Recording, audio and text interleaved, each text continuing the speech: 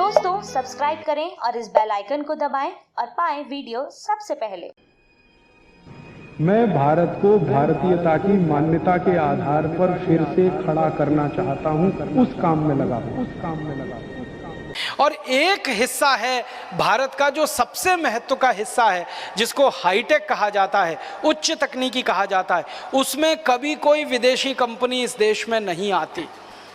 मैं आपको नाम लेके बताऊं, सैटेलाइट बनाना हाई टेक्नोलॉजी का काम है, बहुत कठिन टेक्नोलॉजी होती है, बहुत क्लिष्ट टेक्नोलॉजी होती है, बहुत कॉम्प्लिकेटेड होती है। सैटेलाइट बनाना आसान काम नहीं है, लेकिन सैटेलाइट बनाने के लिए आज तक इस देश में कोई विदेशी कंपनी नहीं आई। आपको सुनकर हैरानी होगी, भारत देश ने अपना सबसे पहला सैटेलाइट 1975 के साल में छोड़ा था, जिसका नाम था आर्यभट्ट। तो आर्यभट्ट 1975 में हमने अंतरिक्ष में छोड़ा और उसके बाद हमारे 20 सैटेलाइट अंतरिक्ष में गए हैं। और अभी लेटेस्ट हम तो दूसरे देशों के सैटेलाइट भी अंतरिक्ष में छोड़ने लगे हैं। इतनी तकनीकी का विकास इस देश में हुआ है, ये संपूर्ण स्वदेशी पद्धति से हुआ है, स्वदेशी के सिद्धांत पर हुआ है और स्वदेशी आंदोलन की भावना के आधार पर हुआ है। इसमें वैज्ञानिकों ने काम किया है वो स्वदेशी, इसमें जो तकनीकी इस्तेमाल हुई है वो स्वदेशी, इसमें जो कच्चा माल इस्तेमाल हुआ है वो स्वदेशी, इसमें जो टेक्नीशियन लगे हैं, जो मैकेनिक लोग लगे हैं, वो सब स्वदेशी। इनको छोड़ने के लिए अंतरिक्ष में जो काम हुआ है वो भी हमारी प्रयोगशालाएं स्वदेशी, इनके नियंत्रण का काम होता है वो भी प्रयोगशालाएं स्वदेशी। तो ये सारा कुछ स्वदेशी के सिद्धांत पर आधारित है सैटेलाइट के क्षेत्र में हमारा काम।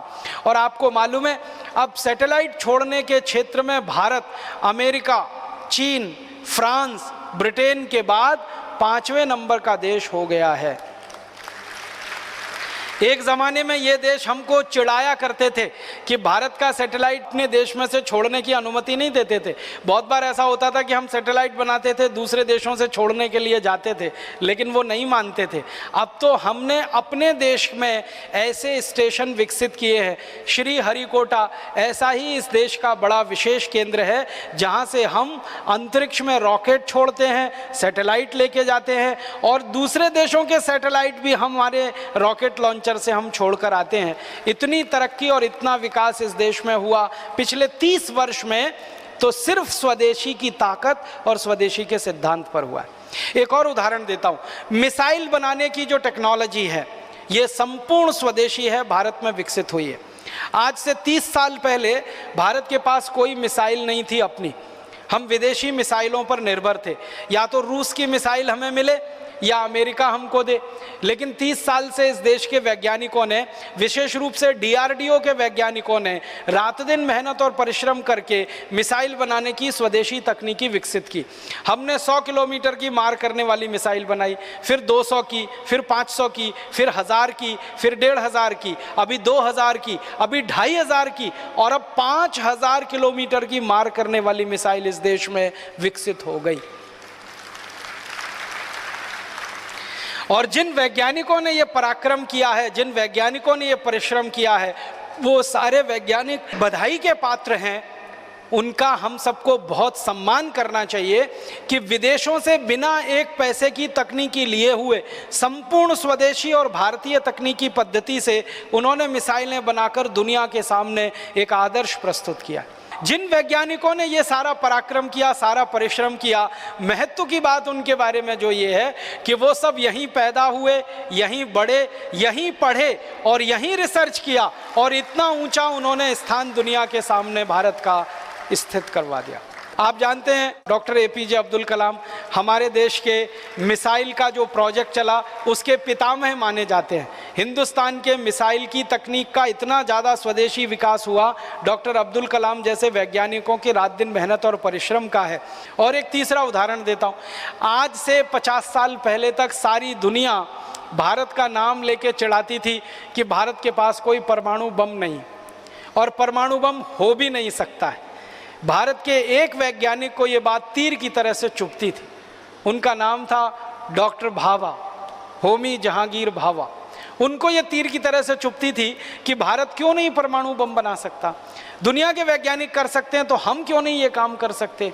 और उन्होंने सपना देखा और उनके सपने में दूसरे वैज्ञानिक एक एक करके शामिल हुए, और वो वैज्ञानिकों के परिश्रम पराक्रम का कमाल देखो, उनके अभिक्रम का कमाल देखो कि भारत ने सारी दुनिया के सामने सिद्ध कर दिया कि हम परमाणु बम भी बना सकते हैं और ज़रूरत पड़ने पर उसका परीक्षण भी कर सकते हैं। और परीक्षण हमने कर दिया।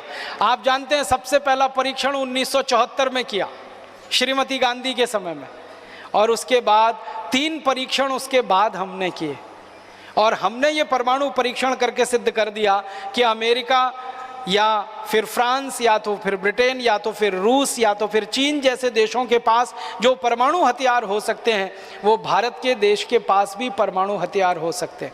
और परमाणु हथियार हैं हमारे पास, ये वैज्ञानिकों ने बनाकर दुनिया के सामने सिद्ध किया। इतना ही नहीं, उन परमाणु हथियारों को हम मिसाइलों पर लगाकर अंतरिक्ष में लेके जा सकते हैं और ज़रूरत पड़ने पर उनका अंतरिक्ष में उपयोग कर सकते हैं। ये सिद्धि भी हमारे वैज्ञानिकों ने अभी हासिल कर ली है, और ये भी संपूर्ण स्वदेशी की ताकत पर हुआ है, संपूर्ण स्वदेशी के आग्रह पर हुआ है। और अब तो आपको एक खुशी की बात बताता हूँ, अभी तक भारत के बारे में थोड़े दिनों से ये बात चल रही थी कि भारत के पास परमाणु बम है, बहुत अच्छा है, भारत अपने परमाणु बम का उपयोग अंतरिक्ष में कर सकता है, इसकी क्षमता का अंदाज़ा भी दुनिया के देशों को लगा। लेकिन कुछ 10 साल से भारत के बारे में दुनिया के देश ये कहा करते थे कि पानी के अंदर परमाणु बम का इस्तेमाल कर सके, भारत की अभी ये क्षमता नहीं विकसित हुई है। लेकिन अभी इसी साल भारत के वैज्ञानिकों ने एक परमाणु पनडुब्बी बना के सारी दुनिया को दिखा दिया कि पानी के अंदर अरिहंत नाम की पनडुब्बी जो इस देश ने बनाई है, संपूर्ण स्वदेशी है, 100% स्वदेशी है, और वो पानी के अंदर जाकर परमाणु हथियार का हमला कर सकती है, किसी भी दुश्मन को नेस्तनाबूद कर सकती है।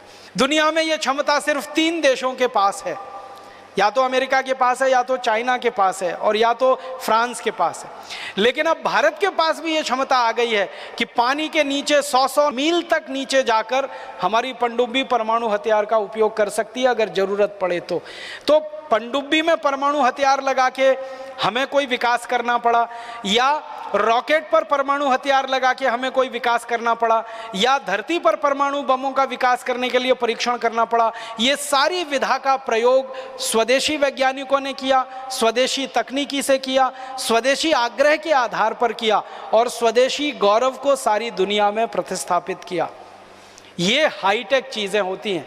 मिसाइल बनाने का काम, सैटेलाइट बनाने का काम, परमाणु बम बनाने का काम, पनडुब्बी बनाने का काम, जलयान बनाने का काम, जलपोत बनाने का काम, टैंक बनाने का काम, टैंकर बनाने का काम, तोप बनाने का काम, बंदूकें बनाने का काम, राइफल बनाने का काम, गोला बारूद बनाने का काम, ये सब चीज़ें हाईटेक होती हैं। और इन सब चीज़ों में हम बहुत आगे बढ़ चुके हैं स्वदेशी के रास्ते पर। दोस्तों, सबसे पहले तो चैनल सब्सक्राइब करें, फिर लाइक, कमेंट और शेयर करें, और हाँ, हमारा एंड्रॉयड ऐप डाउनलोड करना ना भूलें।